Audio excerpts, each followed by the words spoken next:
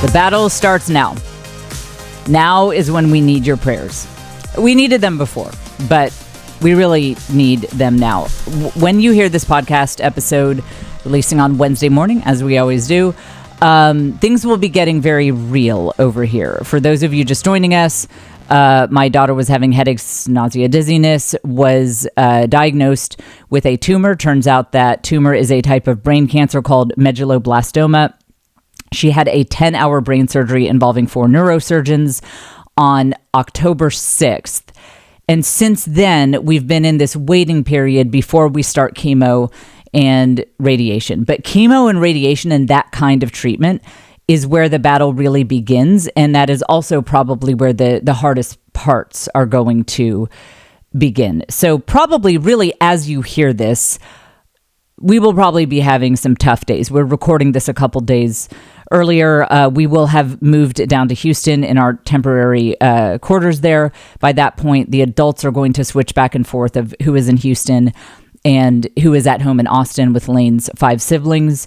But we've been kind of in the eye of the hurricane. You know how hurricanes are. It's like you get pummeled. And then there's the eye where you're like, oh, it's, this is all right. And then you get pummeled again from a different direction. That's what cancer treatment is like. I am learning. So we need your prayers. So we're going to talk more on this episode about what's going on, how we are handling things. At some point, this podcast might get back to our normal topics, but today is not that day because there's still a lot going on with this whole situation. So I'm going to keep you updated on that. We did the test results that I was talking about not having last week. We have those test results now, so we will talk about that. And some surprising supporters of us. I'll get to that. We just all sorts of people. Oh yeah. Are coming out of the woodwork to support us. All sorts of people are. For new listeners, this is the Jen Fulwiler Show. Normally, the little intro I do is where I say this is the podcast where you learn the art of the village hustle. That's being a hot girl boss who knows that love and family and community are the foundations of all true success. Basically, I encourage you guys to follow your dream, find that blue flame, go for it, but also understand that the love that you give and share with the people who God has sent into your life is really all that matters. The most important thing at the end of the day. We publish new episodes, hopefully, every Wednesday morning, although, who knows, a meteor's probably going to strike my house at any minute. Oh boy. I joke, but would anyone be surprised at this point? Caitlin White is our lovely producer, and I'm sharing more intimate updates on patreon.com/thisisjen. Because again, when you see me speaking publicly here or on social media, all of my kids and all of their friends and all of the school bullies have access to all of this. So Patreon is a place that it's kind of me speaking adults to adults because it's a little bit more of a private space. So that's patreon.com/thisisjen. The financial support doesn't hurt either, if we're being honest. There's a GoFundMe in the show notes, but seriously, no pressure at all to donate. Actually, unless you're from one of my surprise supporters groups, they can donate. We will definitely get to that. But I'm just mentioning that so that Caitlin doesn't need to answer a bunch of emails about it. And if you have anything specific you'd like to share, especially if you're like a medulloblastoma researcher who has stumbled across this podcast, you can always email Caitlin directly. She and I talk regularly about what she's seeing in her inbox. She forwards stuff to me, and that's Caitlin, Katlyn. I do know how to spell. I just had to think about it. Katlyn at thejfshow.com. So if you need to escalate something, you can't take a chance I would miss it in the YouTube comments, which I do. I try to read them all.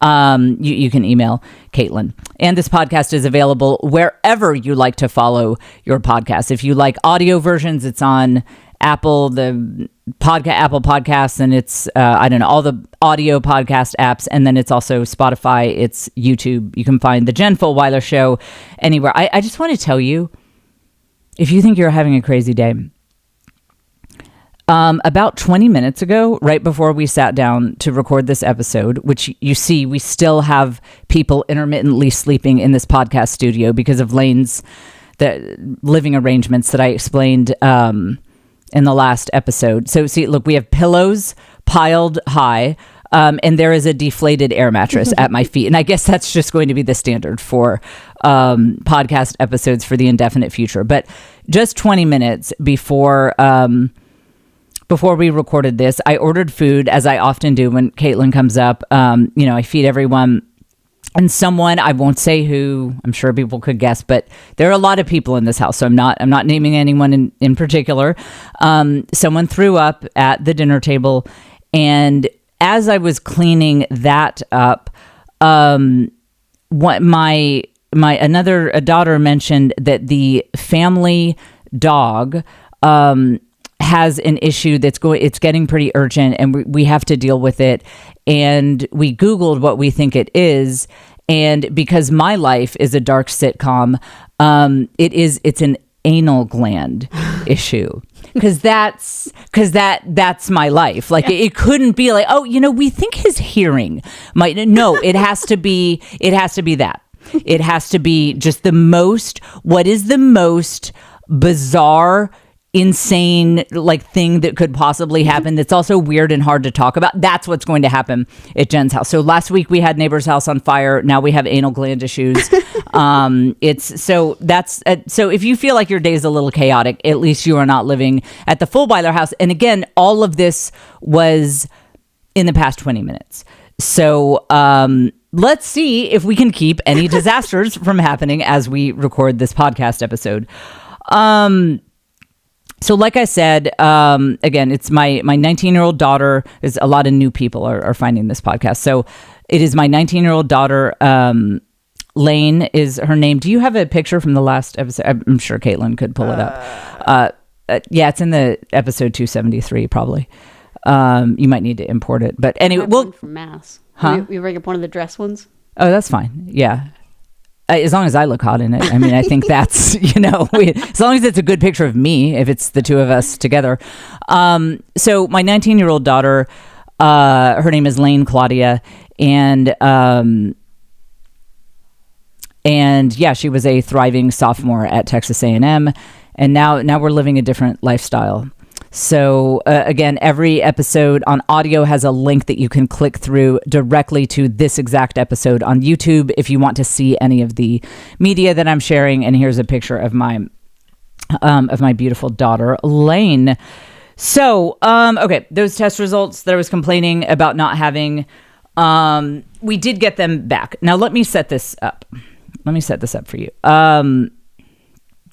So medulloblastoma, with this type of cancer, what group it is matters a lot. There are a few different types of groups, and it's almost like a different beast. It's just not the same thing if you're in one group versus another. So the group mattered a lot. And one of the things that we were praying very hard for is that there was a 10% chance that it would be a part of a group called WNT. Those are relatively easy to treat. I mean, if you have WNT, medulloblastoma, you're going to be fine. Okay, I'm not saying I don't want to make it sound like it's fine, like it's, whatever. I'd rather have worse. I'd rather have a hangnail. Like that's worse. But WNT medulloblastoma is like I don't want to make light of it in any way, but if you have it, you're going to be fine. Actually, Caitlin, speaking of things we're dealing with over here, Caitlin currently has a tortilla chip injury, and you can't laugh because it's actually very serious. Caitlin was telling she bit down the wrong way on a tortilla chip, and now it's causing very serious problems in her life. Lane, who is battling brain cancer, was just a few minutes ago, before the anal gland issues. If you skipped ahead, Elaine does not have anal gland issues. That's the dog. Yeah, and if anyone fast forwarded, they'd be like, man, that girl's having a hard time. It's too much, Lord. So this is how bad Caitlin's situation is. The Fulwiler chaos has infested her life. she was telling Lane about what she's been going through, and Lane was like, that is awful. I would hate to deal with that. So I might actually say tortilla chip injuries can be worse than WNT medulloblastoma. So there was a 10% chance that it was that. So we're like, let's get our prayer warriors going, that it's WNT. And then everything else is worse. There's also a type that is SHH.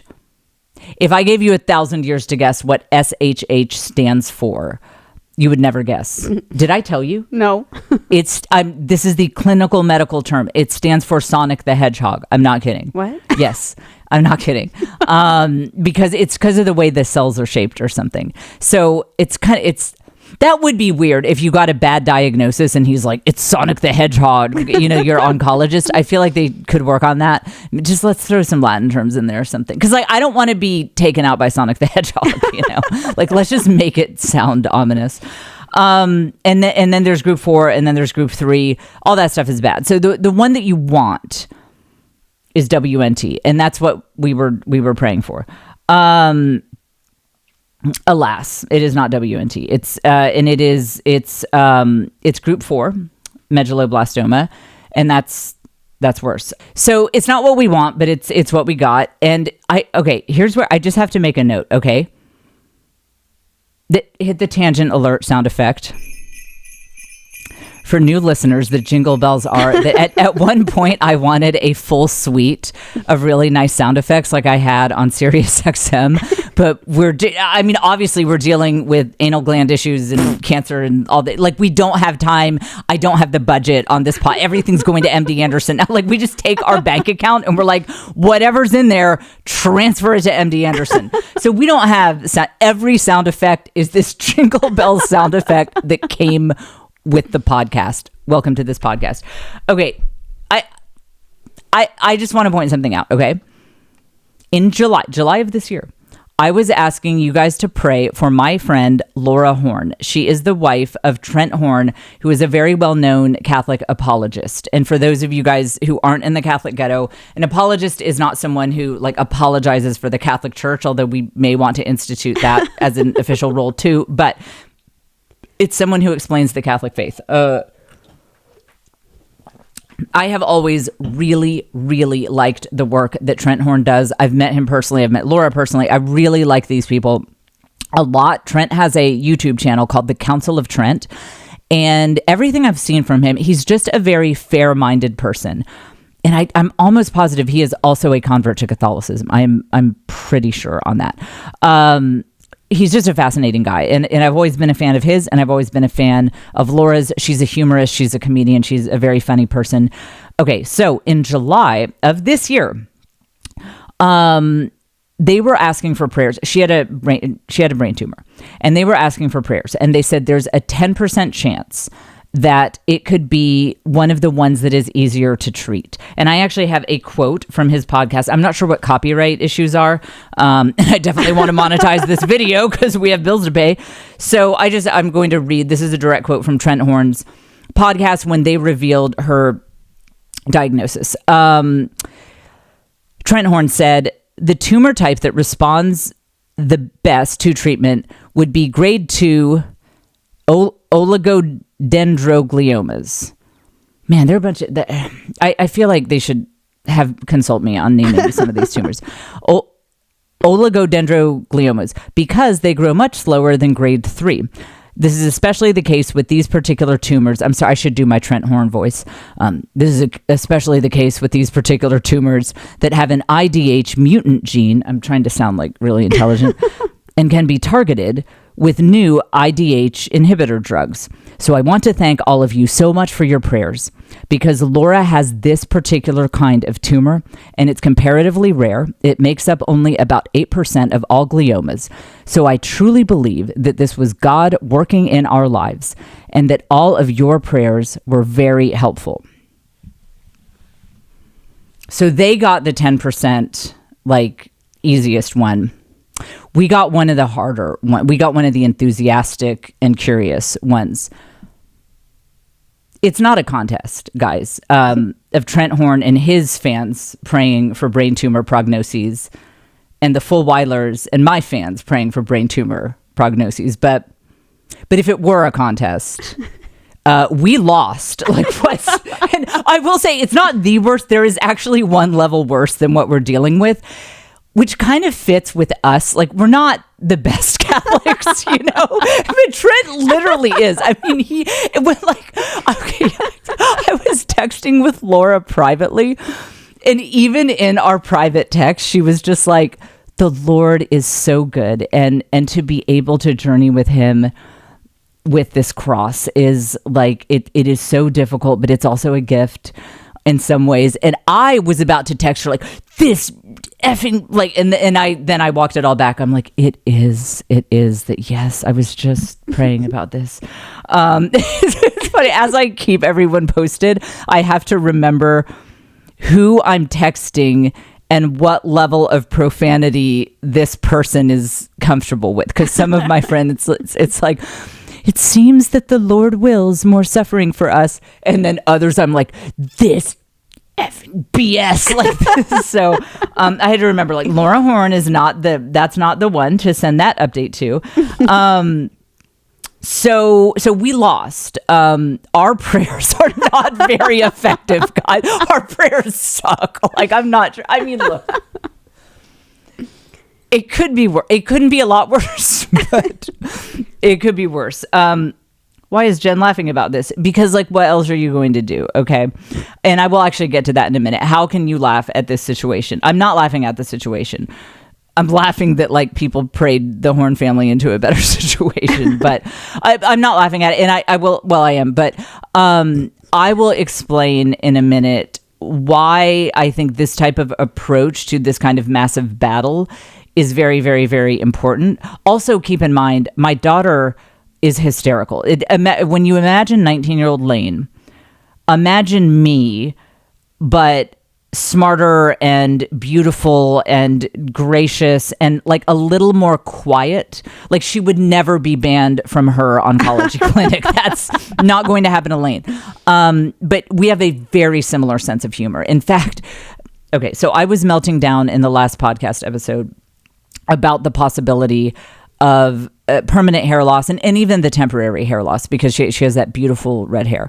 And I didn't want, some of my other kids were telling me that Lane put an Instagram status update on her Instagram that I missed, where she said, chemo might not cure me of cancer, but it will cure me of being a ginger. So we're all laughing about this situation. So it would be different if my kid were like, this is all so terrible. And, you know, I'm talking about how God loves Trent Horn and his followers more than he loves us, which is, I mean, Trent Horn is a good guy. So it kind of makes sense, honestly. Okay. So at the end of this podcast, I am actually going to share a story that somewhat more seriously addresses this question, because I know that some atheists and people struggling with faith are like, okay, but seriously. When Laura Horn, also of the Catholic ghetto, got this rare and very positive diagnosis, everyone was like, praise God, that was our prayers. And when we got the not great diagnosis, so what do you do with that? It's like, do you go directly to, so there's no God? That has been proven now. I'm going to share a story at the end of the podcast. It's a more serious story. And I think it brings us into the mystery of these things. And I think it speaks a little bit to how a believer processes this kind of thing. And it's one of the most incredible stories I've ever been a part of in my life. Not necessarily in a good way, but it's incredible. And Caitlin, don't let me forget. If I'm like, hit the intro music, you need to be like, you didn't tell the story. But wait. Okay. So one of the things that I am doing is, I don't know if you know, but in ChatGPT, you can create a project. And so it's just a kind of corner of ChatGPT where you were talking about one thing. I know this because I'm so vain, you guys. The first thing I used it for was like a makeup project. I'm like, so what foundation should you use? And then life got really real, because now I have one for what Lane is dealing with. And this is just a tip in case you have any very serious, any kind of complicated battle on your hands, whether it's medical, legal, whatever. I take every single test result we get. You can export it from your medical records as PDF. I upload it all to the ChatGPT project. And then I also we've been emailing with a bunch of people and having phone calls with experts. I will get on the phone with anyone who knows anything about this. I've been emailing tons of people about it. And like if I write up phone call notes, I put that into the ChatGPT project and I say, remember this, factor it in for future discussions. And emails, I copy and paste emails. I'm like, okay, this friend of ours is an oncologist and they have this opinion about this clinical trial. Please remember this. So I'm finding it very helpful to have ChatGPT completely trained in every single iota of information that we have about this situation. Full disclosure, I have also used ChatGPT to guide my fantasy football team, which is 3-5. That would be 3 wins and 5 losses. So we need to take it with a grain of salt because I'm having the worst fantasy football season I have ever had, and it was guided by ChatGPT. So I'm aware that I need to take all this with a grain of salt, but it is helpful sometimes if it's like, what does this test result mean in light of the other, test results? So that's a tip for you guys. If you're ever, I hope for you guys, I hope what's happened here is the Fulwilers have taken all the bad luck on your behalf. So we're absorbing this for you. You guys are all going to have great luck now. And so maybe for you, it'll be like, I had a billionaire great uncle that I didn't even know, and he just left us his entire fortune. And it's like there's a lot of documents going around. So that's how you can use your ChatGPT project. Okay, let's talk about using humor in dark times and why I defend this.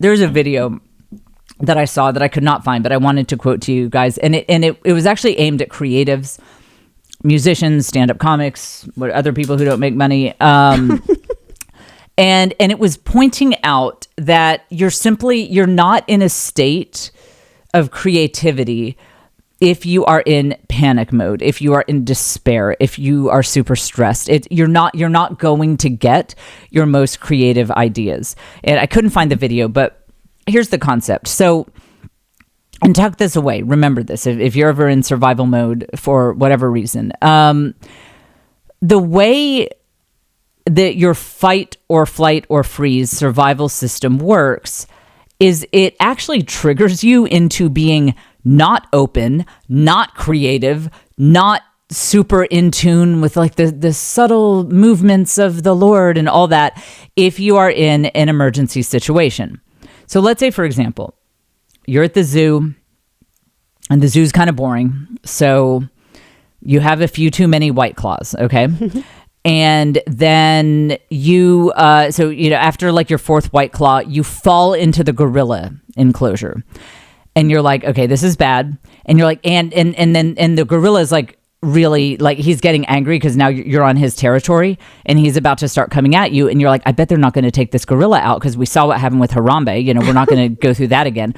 Okay, so here's what your brain is doing in that moment. Do you think that is the time when you're going to get the inspiration? Like, I should take up crochet. I feel like the Lord might be putting that on my head. No, you're not going to think of anything like that. And you're not going to think, you know what? One of my friends knew someone who was a behavioral expert for primates. I wonder, no, because your amygdala is just like, you are in danger. We are literally not going to think about anything beyond like our incredible fear of all the terrible things that could happen regarding this situation, because you need to be aware that you might be about to meet, a pretty bad end here. That is how your fight or flight system works. By definition, it cuts off your creativity.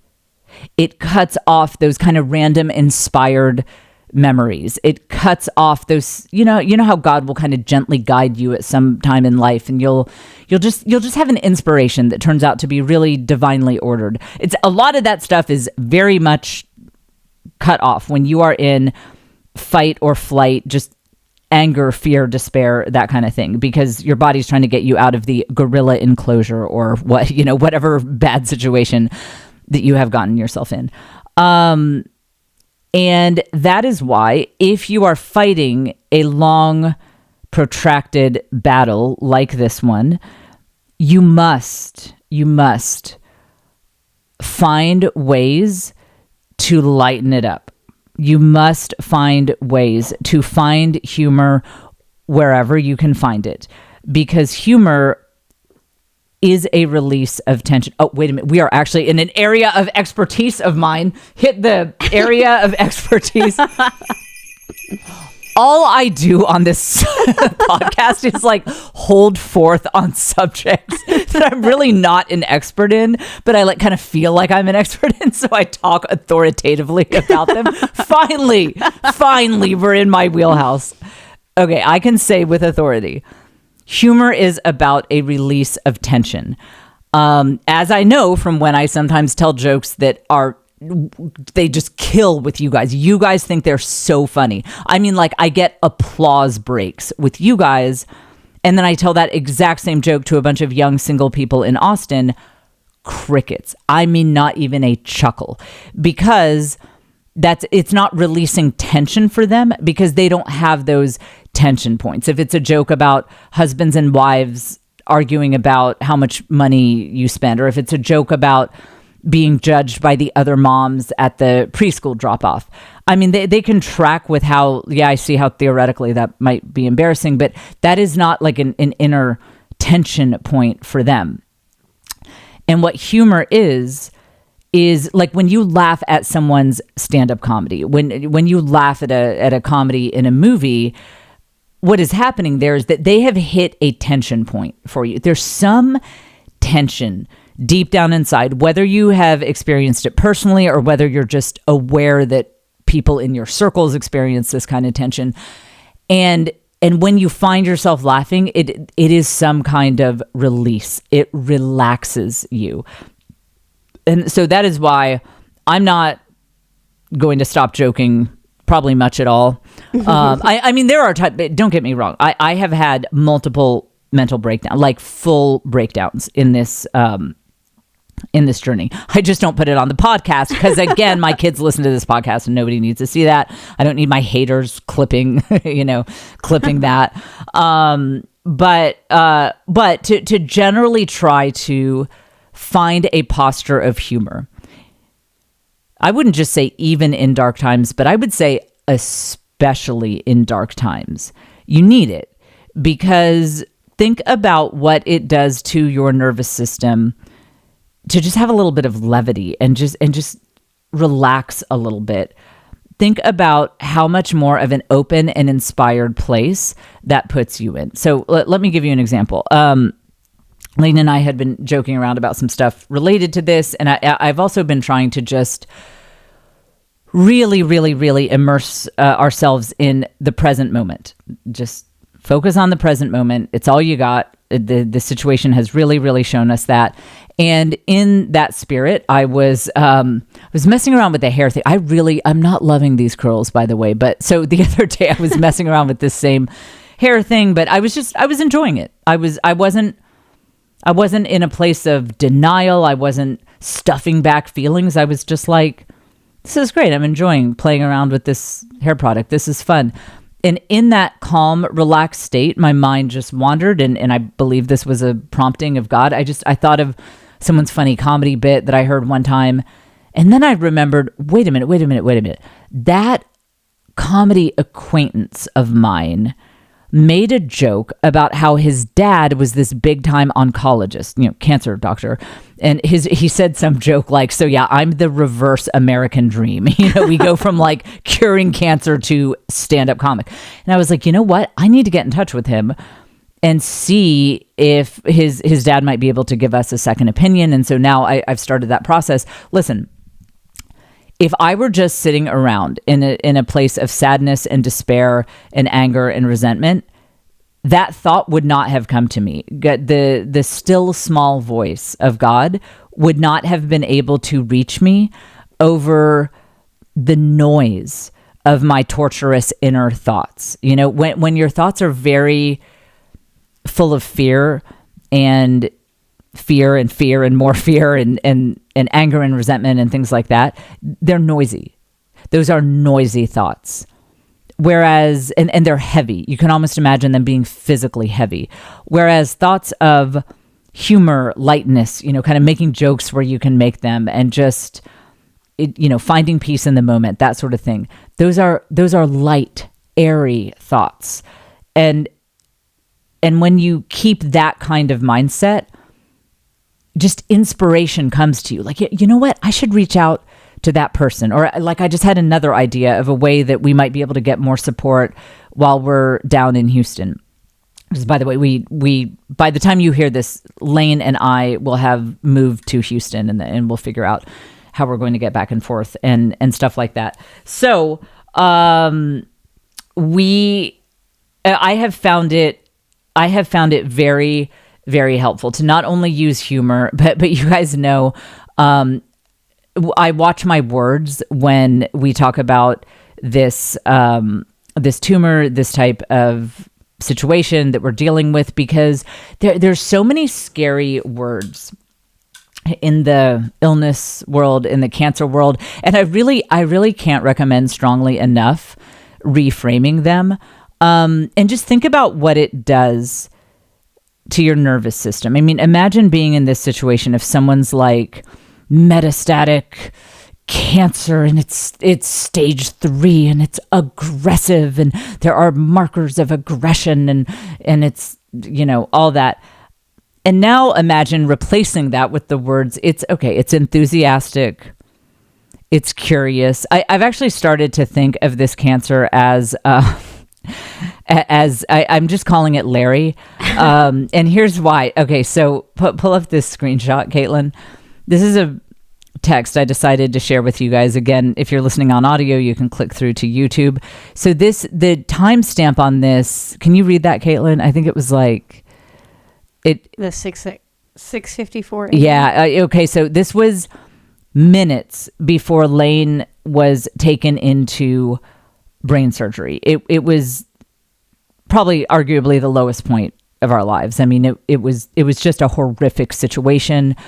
She had only been diagnosed 48 hours before, maybe a little more than that. And I mean, we're just reeling. We're in shock. My daughter is about to be wheeled away to have 4 neurosurgeons doing brain surgery on her for 10 freaking hours. I think it was actually ended up being more like 11. And in the midst of this, my mom texted me. She said, have they given this tumor a name?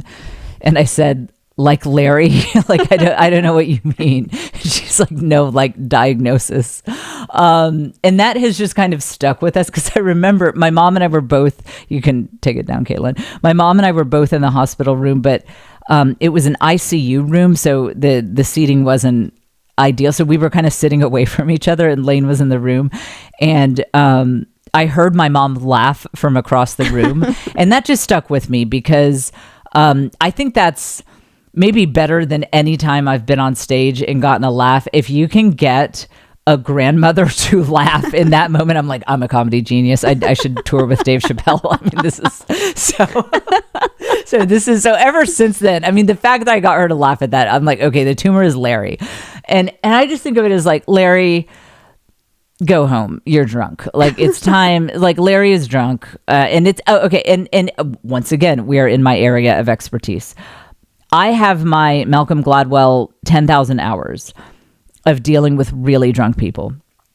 And if you've ever tried to get a really drunk person to leave your party, they do not want to leave. In fact, they want to explore other parts of the house. You're like, Larry, listen, you got to get out of here. He's like, I'm going to the basement. Blah. And you're like, no, don't go to the basement. Don't go to the basement. And he's like, now I'm going to the attic. You know, you're like, you just stop it. Get out. No, just get out of this house. So that's Larry. It's like, Larry's drunk and Larry needs to go home.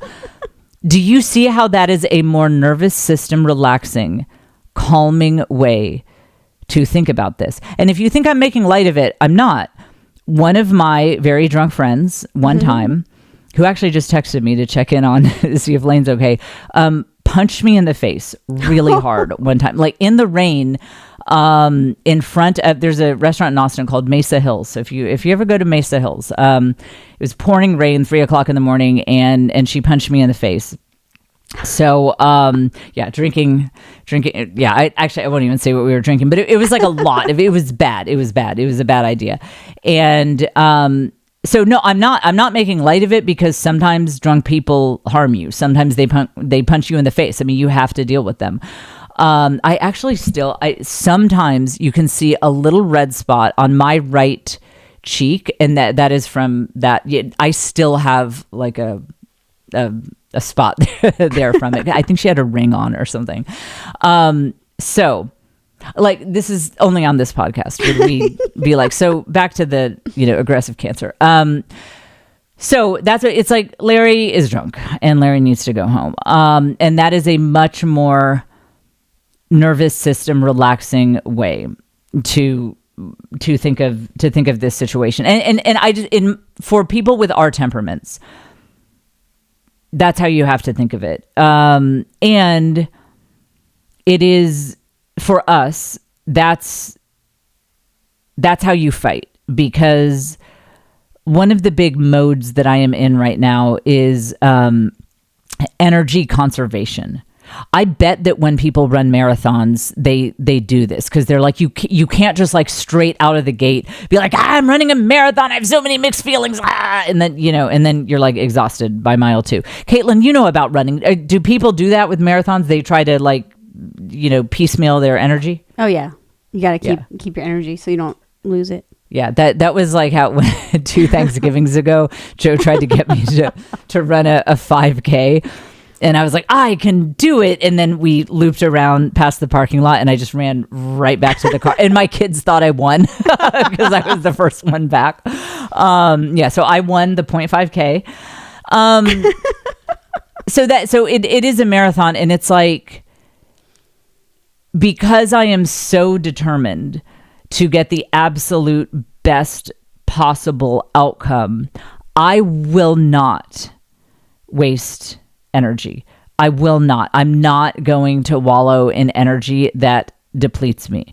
The key word there being wallow. There have been some moments where I just lose it. Like there, at one point, actually, here's another. Hit the life tip sound effect. At one point, I was driving back from Houston, and I had not been getting a lot of sleep. This is when Lane was still in the hospital.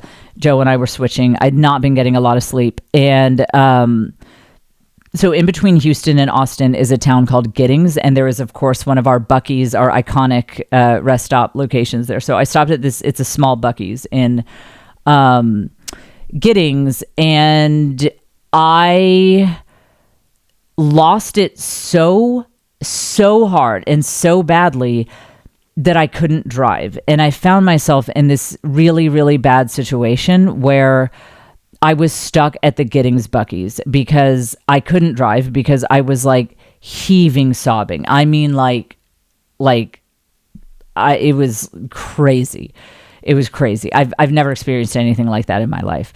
And I couldn't stop. I couldn't get it under control. And I was like, but I can't live in Giddings. So I can't live at Buc-ee's. I couldn't even go into the Buc-ee's because I was such a mess.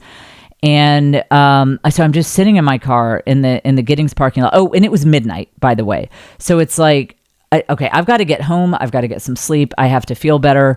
But I could not stop having this complete and utter breakdown. And so what I did was I pulled up. Netflix has a documentary about people on the professional eating circuit. And I truly believe this was from God. I'm telling you, I told God, I said, I have to be able to drive home. Because I was also extremely tired, which was fueling this. And I was like, I have to get home and go to sleep. But I can't. I'm so far away from being able to drive. It's crazy. And I was like, I just don't know what to do. It was one of the more helpless feelings I've ever had in my life. And I really want to emphasize that I did not see a way to get home. My mom couldn't help me because she was with the kids back home in Austin. Joe's with Lane in the hospital. There was no one to help. There was no one was coming to help me. I had to figure this out. So I pulled up the professional eating documentary. Let me tell you, it's an interesting thing. When you watch someone eat 62 hot dogs with buns in one sitting, you actually can't think about anything else. I'm like so like losing it. And I'm like, what? How does this guy's not even fat? Like, how does he? And so obviously I didn't watch it because I was driving, but I could hear, the audio. And after watching it for a couple of minutes, it got my mind off of things. And the documentary was the perfect length to get me from Giddings home.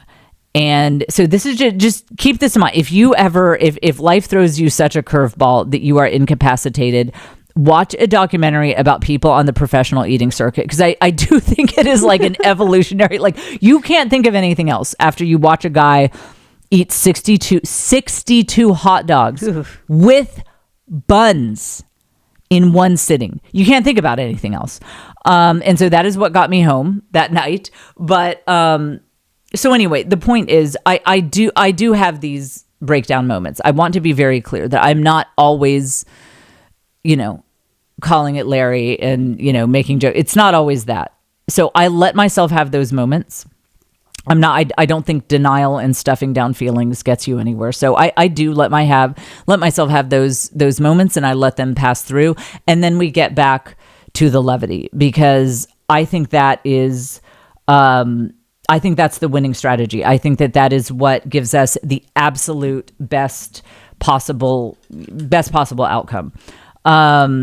So let's see this is another reason that you have to find levity, because in times like this, there are just going to be times that you just feel like this is a bridge too far. And it wasn't, honestly, the anal gland vomiting issue from, I guess people are skipping forward in this podcast. They're like, what? Like that was nothing compared to, let me tell you about a couple things that have happened that'll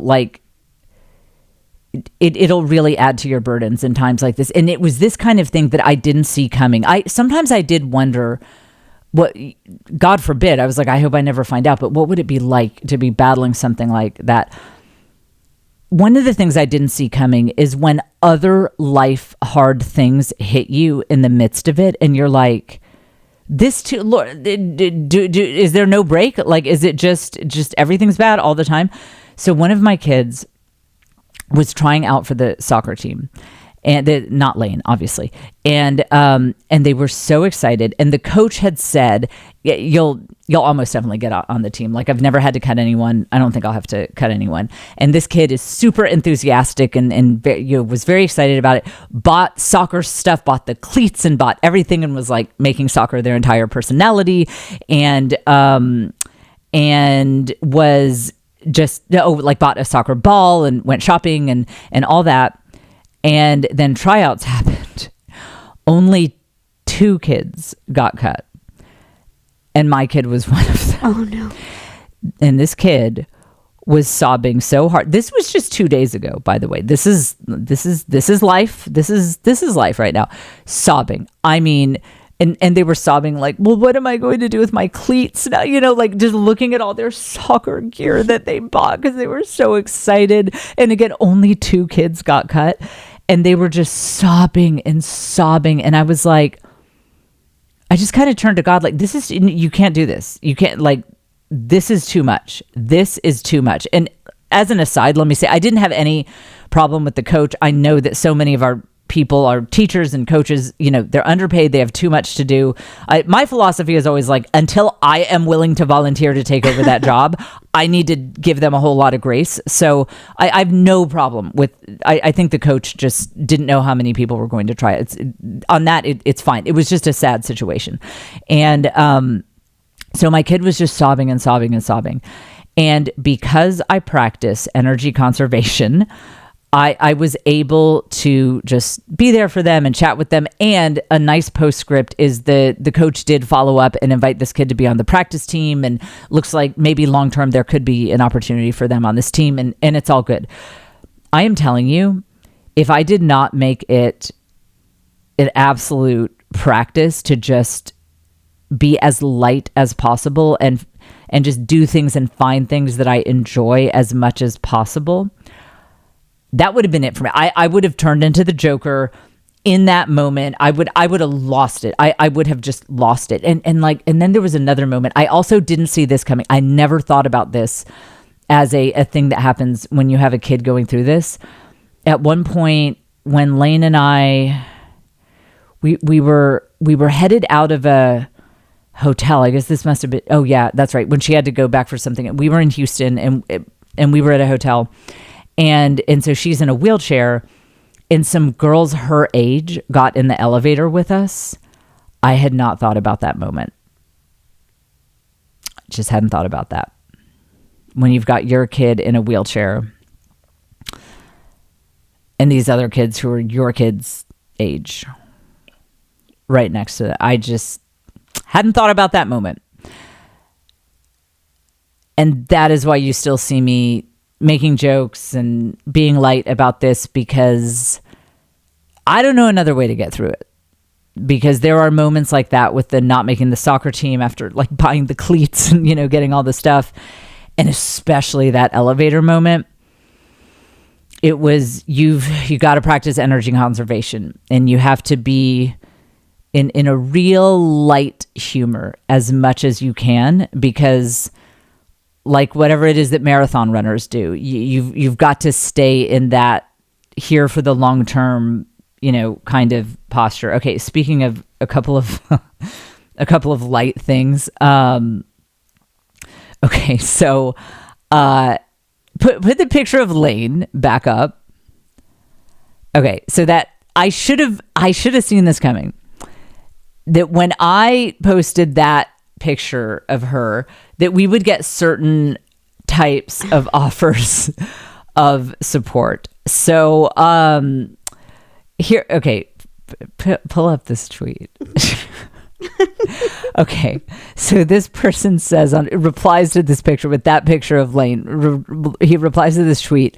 He says, "Make a GoFundMe and let our white community help in any way we can. We're here for y'all," with the salute symbol. And I just skipped to the "we're here for y'all." And let me tell you, as a mom, I'm just like, I don't know what community he's talking about, but that is so good. And I'm rereading it, like the white community is that, the Dominicans wear white. He might be maybe he's like a tertiary of the Dominicans.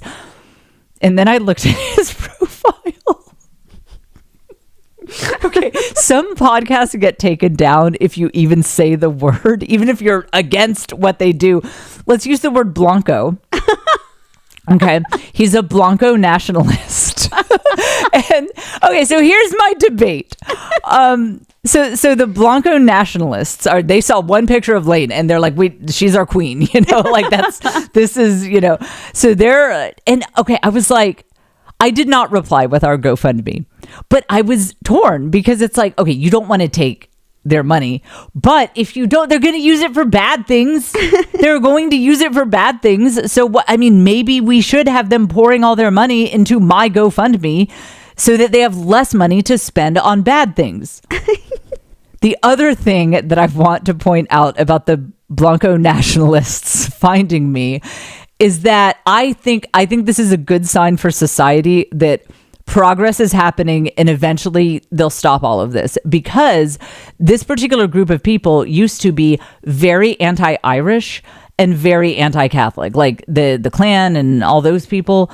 They would target Catholics as well. I mean, they hated Catholics and they associated the Irish with Catholics because it's, some of them were in communities where they weren't diverse communities. So they had to find like other white people to be racist against.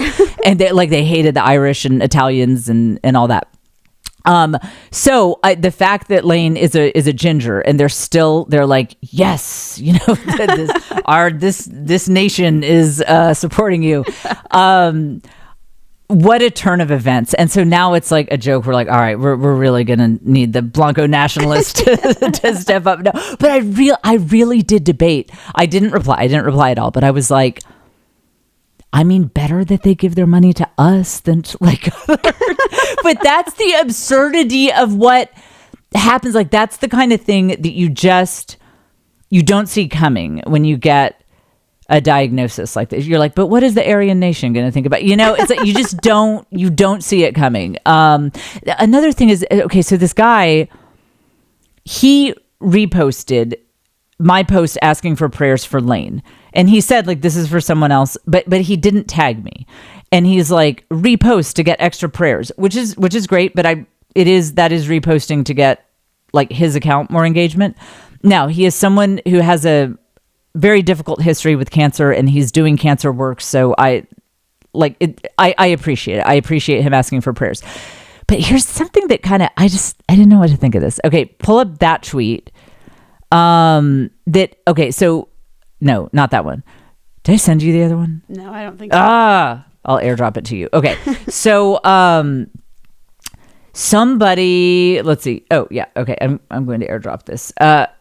Okay. So somebody replied and was like, oh my gosh, this is so sad. They said, and you'll see this, I have a screenshot of this. Okay. So somebody replied and said, any place to donate, like, is there a GoFundMe?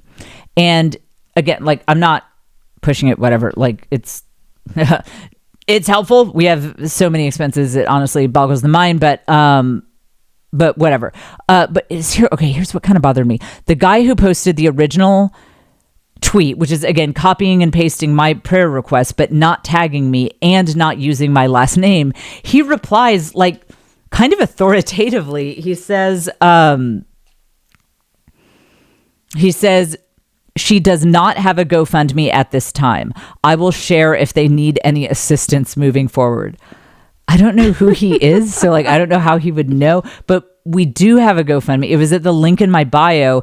That's the kind of thing that sort of, again, don't give this guy a hard time on Twitter. He's been through a lot and he's trying to help cancer people, and I didn't love the not tagging me thing, but it's whatever. But my point really is that that's another thing I didn't see coming, is that sometimes your story will get used in ways that you're not fully comfortable with. Like, if people want to share it, fine. I mean, that anyone can share it, but like saying authoritatively, she does not have a GoFundMe. When people are like, I'd like to help. Could I help? No, she doesn't. Like, what do you see our bills? What are you talking about? I'm sorry. Yes. Yeah. Right. Like, yes. What? I just can't, like, why would you say that? Why? Like, it's at the link in my profile. What are you talking about? Anyway, so, but again, this person has been personally touched by cancer, and they're having a hard time. So I'm really, really not mad at them personally. I'm actually kind of using it as an example. There are some people I'm mad at, and I didn't want to put them on blast with their names. So that is another thing I did not see coming. One, the support of the Aryan nation, and then two, it is my life, and then two, people like just kind of using our story to get clicks and views, and then being like, no, they don't need money. They're fine. I'll let you know if they do, but they're she has the comedy millions. It's fine. What else? Speaking of psychological tricks, so we're calling it Larry. Larry is curious. Larry's drunk, and it's like he wants to go to the attic. He wants to go. No, Larry, you need to go home. Larry, it's time to go home. Here's another trick. Works shockingly well for me. And Leanne does not have the unresolved trauma that I do. Hopefully, I hope she doesn't, but I don't think she does. So I don't know if this trick would work for her. But so I had to have a medical procedure a couple months ago. Seems like nothing in comparison to this, but the people doing the medical procedure thought that I was going to flip out about it more than I did. I was like, this doesn't seem too crazy, but they were really like holding my hand. Are you okay? And one of the things I did to like not have it bothered me is I pretended that it was a cosmetic procedure.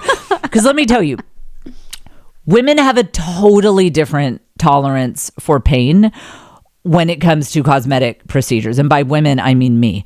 I mean, if it's like something that might save my life, I'm like, I don't know. It's scary. I want to do my research. Do you have to do that? If it is something that has a solid, realistic chance of making me hot, I'm like, use a bigger needle. Can we crank up the like electricity behind the like hot, knife there? Let's use a sharper, instrument there. I mean, it's crazy. It's crazy the things that I will let cosmetic people do to me that if it were something for my health, I'd be like, I'll take my chances without it. So it's funny. I actually told Lee, I said, I think we're headed into some hard times here with chemo and radiation. And I am going to tell you at what point I would tap out if this were a cosmetic procedure for me that was like going to make me look amazing. Like at what point I would be like, this is too much suffering that I would say stop if it were cosmetic. And I told Lade, I was like, you will be surprised at how far down the line we're going to get before I would reach the tap out point. You will be really surprised at what point the tap out point comes for me. Okay. I was thinking another thing that helps me have some just levity and lightness, even in the face of a very dark situation. The main thing is being Catholic. Of course, but it's also an interesting combination that I am part of the Austin comedy scene. The Austin comedy scene within stand-up comedy has a very, very specific reputation. Most of its reputation is not good, but one of the things it is kind of known for is there's a show called Kill Tony. It is enormously popular. If you have not heard of Kill Tony, ask any man you know between the ages of 25 and 40 what Kill Tony is. And then buckle in because they're going to be talking for like 10 minutes. So that is a very, very, very popular show here in Austin. And there are plenty of things that they do and say that it's not my tone. I don't like it. There are plenty of things that are involved with that show that I'm not a fan of. But one thing I do like is they are comedy purists. If someone's funny, they don't care. And they're kind of known for, they have a lot of people with different medical issues and disabilities on the show as stand-up comics.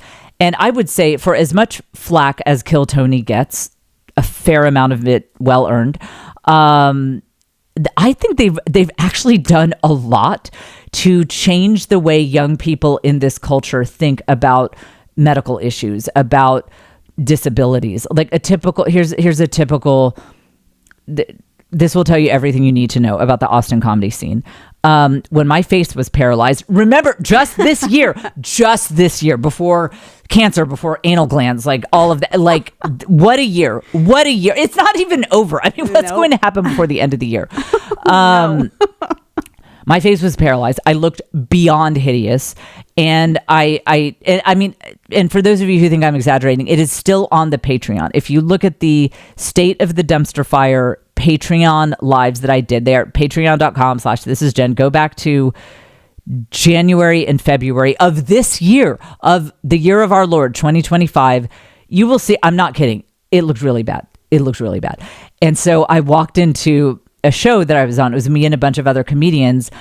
And one of my comedian buddies, this young guy was like, wow, you look terrible. Like, what's going on? Like, did you have a stroke? Like, what's going on? I was like, no, my face is paralyzed. And he's like, wow, people will do anything to get on Kill Tony these days. And the joke there being that they are known for having stand-up comics and really making their careers who have, kind of various medical issues. And I've always found that to be a very delightful part of that show. And in particular, that show introduced me to an astoundingly gorgeous woman, fellow redhead, like my daughter Lane, beautiful, beautiful redhead. Her name is Fiona Cauley, Cauley. I will tell you, her comedy's not clean. Don't gather the family round, to look up her comedy. But I have actually turned to her comedy a fair amount in this situation because she has a disorder. I'm about to play a clip, and I think she names the disorder. I forget what it's called, but it is a degenerative disease. It's very serious. It's a very serious prognosis. She is wheelchair bound. She speaks very slowly because of it. And she is a brilliant stand-up comedian. She is genuinely a very, very funny person. And again, I and many other people found her through Kill Tony. And I'm very grateful to the Austin comedy scene because it is really a place where you laugh through the darkness. You take a very bad situation and you find ways to find humor in the midst of it. And you're not denying it either. You're not pretending like it's not there. So we have a clip, and Caitlin, it just occurred to me that I forget which clip I sent over, and I forget if it is edited. So you might be doing some work in post. Let's play. I forget which clip this is. So let's play it. And this is Fiona Colley, I think maybe on Kill Tony. Let's just play it. Is your condition? Friedreich's ataxia. It's progressive. It affects your muscles. So it's going to get worse. Yeah, hell yeah. Party time. I see you got a White Claw there. You're able to get a little trashed, huh? Yeah, I mean, you never know how drunk you are till you stand up, so.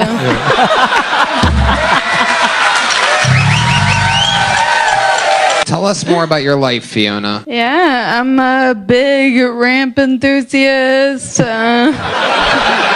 You mean the incline, not the delicious root vegetable, right?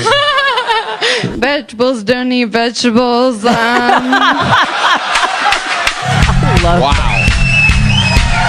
So that clip was put together by HMS Vids YT is the account that put that that collection of clips together. I think, yeah, HMS Vids YT. That was great. But yeah, like, I just, what a great response to that situation.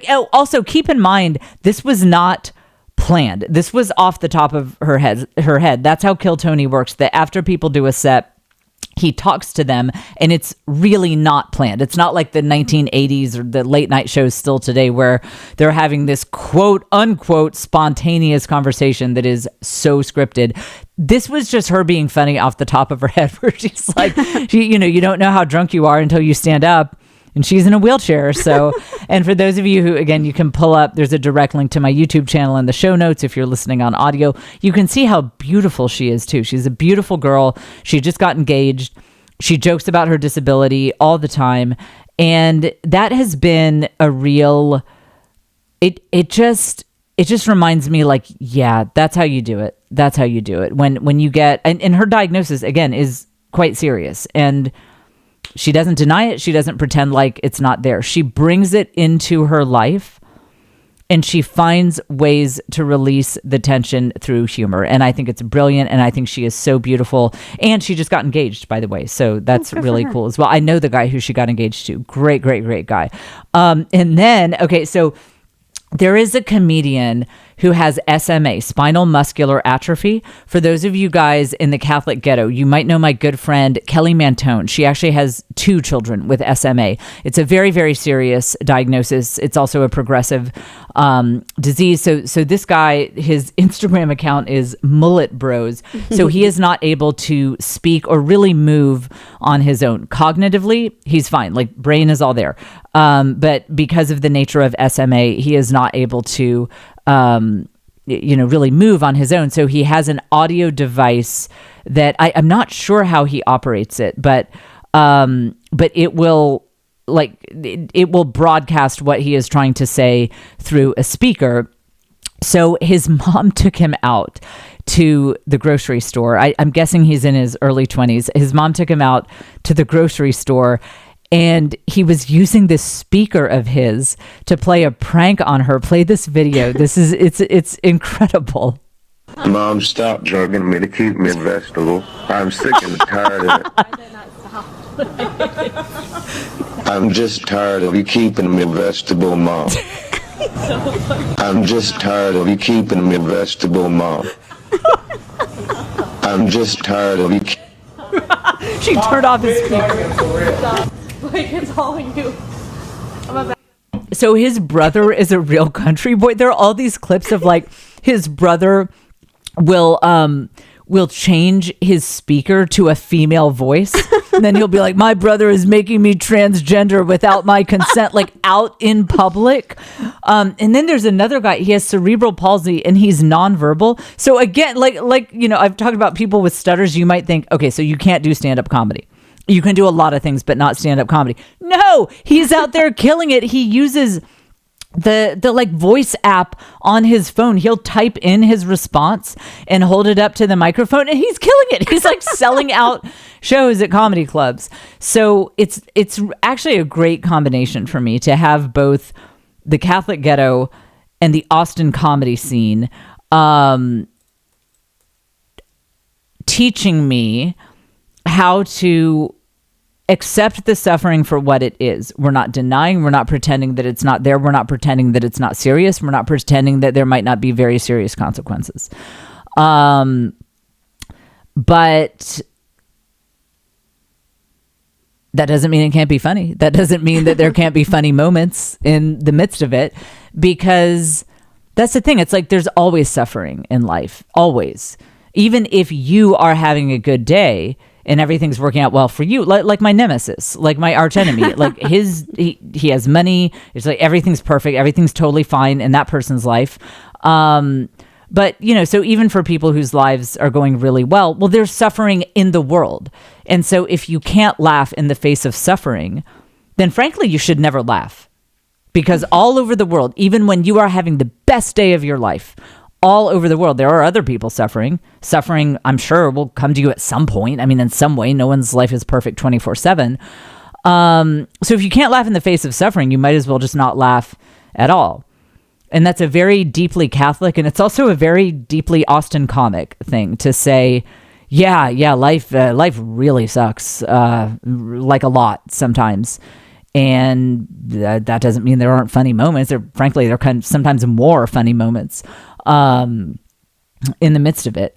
So I am grateful for that influence. And I feel like one of the ways that God set us up to be prepared for this, frankly, is the influence of the Austin comedy scene and all of these people who have very, very serious diagnoses, just frankly doing killer stand-up comedy. The guy who's nonverbal with cerebral palsy, let's see, did I write down his name? Oh, I forgot to write down his name. But he actually does stuff with the Mullet Bros guys. By the way, they're Mullet Bros on Instagram, the SMA comic. And I don't know if you heard in the clip I played, but he had his voice thing saying, "Mom, stop drugging me to make me a vegetable." And then the guy with cerebral palsy was like, "She drugs me to make me like this." Like, it is, it has really been a great influence on me. And I feel like the influence of these kinds of comics has really given me great groundwork for just seeing how to take the really, really bad face punches that come in life, and still be funny in the midst of it, and still find that lightness in the midst of it. And I bet you thought I was going to forget to tell the story. I did. I was prepared. No, because I prepared this episode. Okay, I think I got everything. I'm actually checking my notes. Yes, I got that. Yeah, Aryan Nation, anal gland. Yes, we got all that. So I will probably be having a really hard day when this episode airs, so I'll probably listen back to it oh, you're not funny, Jen. Shut up. Okay, so first of all, I want to be clear. I am so happy that the Horns, Trent and Laura Horns, and their fans' prayers are more effective than ours. I'm glad that she got that great diagnosis. Genuinely, Laura Horn is a friend of mine. I've been a big fan of Trent Horns for a long time, and I'm so happy that they got that great diagnosis. And so, okay, so what do we think about okay, we prayed and they prayed and we didn't get the good one. I don't have a pat answer for that. If I did, I would win the Nobel Catholic Prize, because if we could answer why suffering visits some people and not others, I mean, that would be, I think you'd kind of have to be God to know the answer to that one.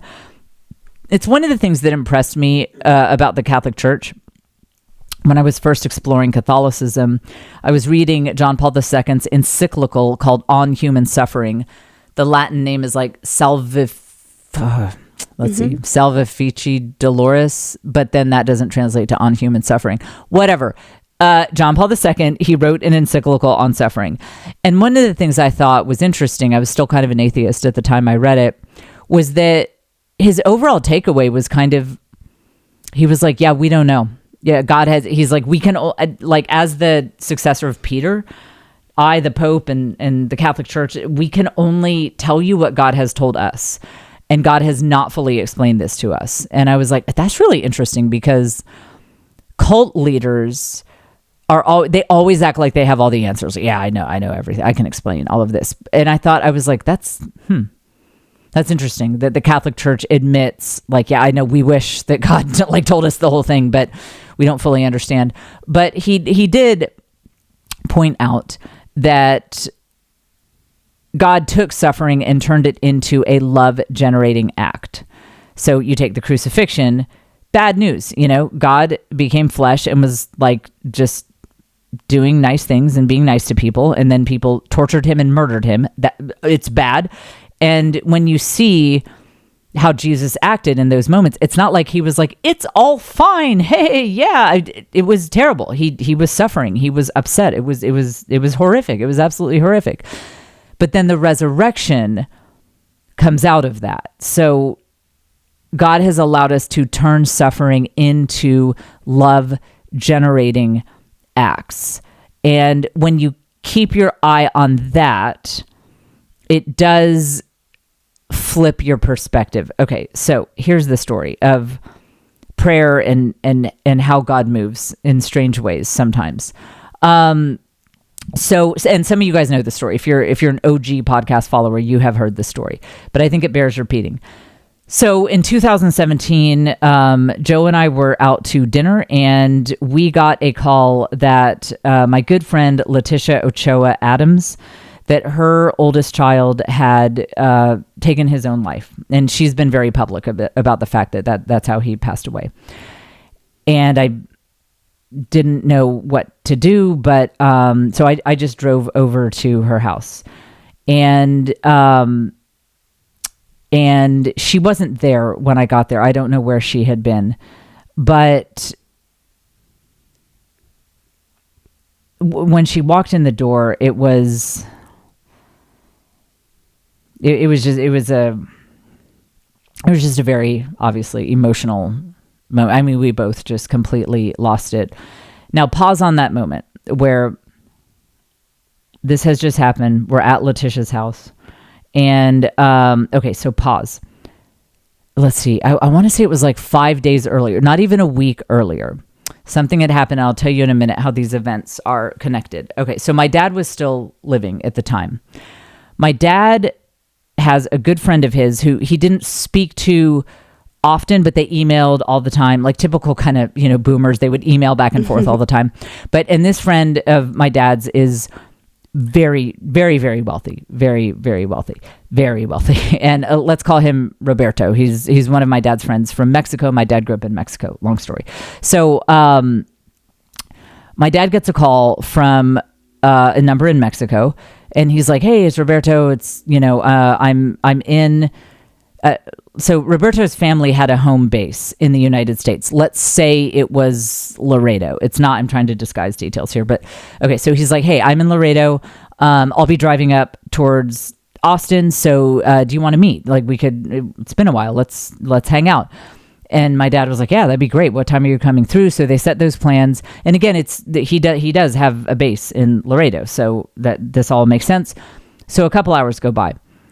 Roberto calls back and is like, oh my gosh, I've been in a car accident. It's so bad. It's so bad. So I may or may not be there. And my dad's flipping out. He's like, "What can I do?" He's like, "Well, we're quite a few hours away. It doesn't make sense for you to come down here. It's just bad." And so my dad's flipping out. So then Roberto calls back and he says, it was a family and the little girl is in the hospital and it looks like she might not make it. And she's like 7 years old. And my dad is just losing his mind. And Roberto is like, "I don't know what's going on, but I can't access my bank account. It's something, I guess, because I'm in the States. I can't do it. Could you wire me just like a couple $1,000 because I need to, give these people some money. Red flags are going off at this point, right? But there's a lot of emotion. So a lot of emotion is going on. And so at this point, Joe was hearing this and he was like, oh, this is so crazy. And so my dad was like, yeah, sure. Because of course his friend's very wealthy. He's good for it. So my dad wires the $2,000. So then Roberto calls back and says, oh my gosh, the little girl passed away. She died. He's like, I've got to get out of here. I think they're going to press criminal charges. I think they're going to shake me down. Could you wire me like $10,000-$15,000? And obviously I'll pay you back immediately. Could you just wire that to me? Cause I've got to get this money to them and I've got to get out of the country. And my dad was like, yes, absolutely. So he went to his bank. He took out that amount of money in cash. And my dad was not like a wealthy man. He was middle class. He worked as an engineer. Like that was an enormous amount of money for him. He took it out in cash and was going over to the place where like you give them cash and then they send a money order that is non-refundable. And so, and Joe was even like, yeah, this all makes sense because he had been whipped into the emotion. I'd been out somewhere. So I came home and I walked in on this like I wasn't part of the whole drama. And I was like, what? And my dad was like, it's just so bad. And Joe's like, it's so bad. The little girl passed away. And I'm like, okay, wait. If that kind of tragedy hit your family in like 2 minutes after this kid passed away, would you be like, give us money? I mean, none of this makes sense. I was like, wait, I'm seeing major red flags here. And Joe and my dad both were like, no, like it's, and I was like, hang on. And so once I started to say like, why wouldn't he's always in Laredo. Like why, he surely has a bank there. Like this does not make sense that Roberto would not be able to access his own money. And they started thinking. And so then my dad calls back this number and is like, hey, Roberto, what city were we in that time that, I don't know, like your sister got married or whatever? Like what city were we in when we heard that news? And the guy couldn't answer the question. Was like, oh yeah, hey, compadre, yeah, so many memories. And that's when my dad knew it was a scam. So first of all, hit the side lesson sound effect. This was in 2017. So now we kind of know about people being able to emulate voices and stuff. But if scammers were that sophisticated in 2017, I mean, how, like, what could they do today? So I didn't think that scams like that happened to real people. I thought, it's like, come on, nobody really does it. Well, it did. It happened to my dad. If we had not overlapped, he was within like 2 minutes of going to deposit this money. And he lost the $2,000. He did not get the $2,000 back, but he was about to lose $15,000. And so as he was going to put the money back in his bank account, he just peeled off a bunch of $100 bills to me and was like, thank you. He's like, I would have lost all this money if it weren't for you. Thank you. And I think there were some like 50s or so. It was kind of this random, I don't know why they didn't just give him hundreds. Maybe it got mixed in with other stuff, but this matters to the story that it was some hundreds, but it was kind of this random amount of bills.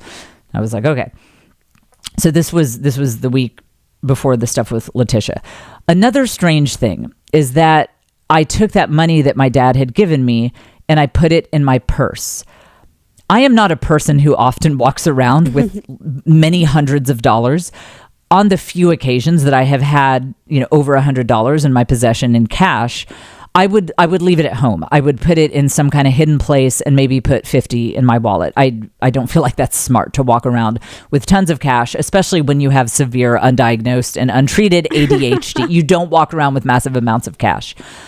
But I put it in my purse, which is a very strange decision. That's not me. I would never do that. Now, fast forward about 5 days, I'm at Letitia's house. This terrible, terrible, terrible thing has just happened. And we were just sitting there. It was me and Letitia and her husband and Joe. A couple other people were there. I forget who. And just this terrible silence. What do you say? There's nothing you can say. And that's when I realized, I was like, that money was for Letitia. That was never my money. The cash that my dad gave me. And I took that wad of cash and I was like, this is for you. It's not even from me. It's from God. Cause like, what a random way that I came into possession of that cash, and how random that it would be in my purse. I would never put it in my purse. And I just handed her this wad of cash and I was like, this is from God. It's not even from me. Fast forward. So Letitia and her family were going through a hard time, and their electricity was just about to be shut off. They had the notice. It's like, you have 48 hours, your electricity will be cut off. So the next day she took the cash I had given her down to wherever you pay for electricity bills in cash, almost to the dollar. It was the exact amount of money to cover that bill. I can't remember. I have this recorded somewhere when we talked about it. It was either like $1 or $2 off, but I mean, it was something like, let's say it was like $482, and this was like $484 or something like that. It was a crazy, crazy amount. So I always think of that story in the mystery of how God works, because there's no doubt in my mind. I think even an atheist would have to be like, that's kind of beyond coincidence. I mean, that's just crazy that I would come into that amount of cash, which I think in my whole life, I've never had that amount of cash on my person. And then that I would keep it in my purse, which I never do. And also just that weird scam thing played. I mean, that was the weirdest thing in the world. So there's just no doubt that was God. But of course, the atheist asks, like, okay, well, if God was active in this situation, why didn't he stop the tragedy from happening?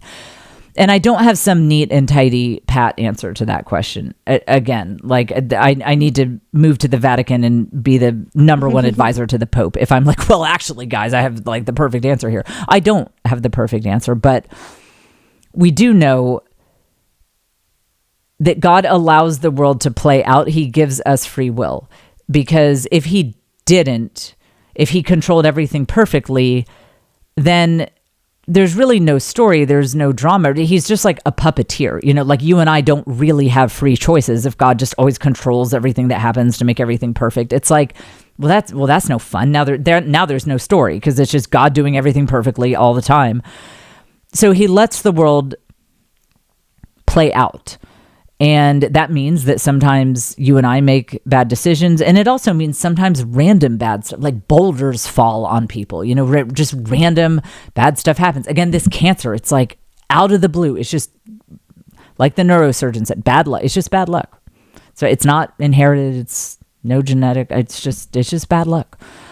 And so God does allow a world where boulders can fall on people, and when cells are coming together, they can get drunk and start getting enthusiastic and curious. God allows it, but he put this fascinating mechanism in place where even when the bad stuff happens, he will show you that he's there, and he will give you opportunities to bring love into the world that would not have otherwise existed. That the love that Letitia and I shared, the love that Letitia felt getting that cash and having it perfectly match the amount, so she knew it was from God, that is love that would not have existed without the horror. That doesn't mean it was worth it. It doesn't mean it's good that the bad thing happened. We do not believe that. But that is this moment of love and beauty that would not have otherwise existed. And so that's where I find myself with all of this as we head into, when you hear this, this is going to be a tough week. I'm recording this on the weekend. I'm recording this like 3 days before you hear it, but it's going to be a hard week when you hear this. I will be in the midst of some real garbage, like, what is it? The dog has anal fissure, like a metaphorical, what was it? Anal. Well, now I'm going to get banned from YouTube because I keep saying that word. It's like I've blocked it out of my life. Anyway, it's symbolic. You know, what's going on with the dog is like symbolic of, you know, my whole life. And so even in the midst of dog sphincters misfiring and cancer,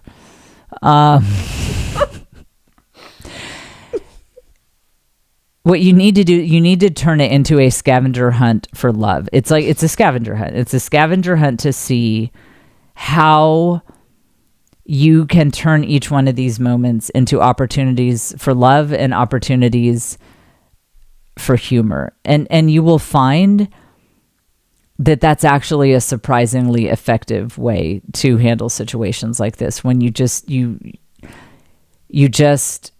look around as often as you can and say, what kind of love and humor could I bring into the world through this situation that otherwise would not have existed?